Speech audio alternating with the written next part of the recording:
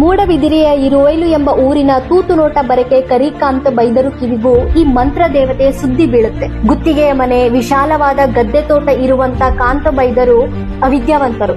ಇವರ ಮುಗ್ಧತೆಯನ್ನ ಕಂಡು ಊರಿನ ಜನ ಎಲ್ಲ ಇವ್ರಿಗೆ ಮೋಸ ಮಾಡ್ತಾ ಇರ್ತಾರೆ. ಇವರ ಭೂಮಿಯಲ್ಲಿ ಯಾವೇ ಫಸಲು ಬಂದ್ರೂ ಕೂಡ ಅದು ಕಳ್ಳರ ಪಾಲಾಗ್ತಾ ಇರುತ್ತೆ. ಇದರಿಂದ ಕಾಂತ ಬೈದರು ತುಂಬಾ ನೋವಿನಿಂದ ಇರ್ತಾರೆ. ಹಾಗೆ ಏನ್ ಮಾಡ್ಬೇಕು ಅಂತ ಯೋಚಿಸ್ತಾ ಇರ್ತಾರೆ. ಒಂದಿನ ಕಾಂತು ಬೈದರ ಮನೆಗೆ ಅವರ ಭಾವ ಬರ್ತಾರೆ. ಆಗ ಅಲ್ಲಿ ನಡೆದಿದ್ದ ಎಲ್ಲ ಘಟನೆಯನ್ನ ಕೇಳಿ ಕಾಂತು ಬೈದರಿಗೆ ಒಂದು ಸಲಹೆನ ಕೊಡ್ತಾರೆ.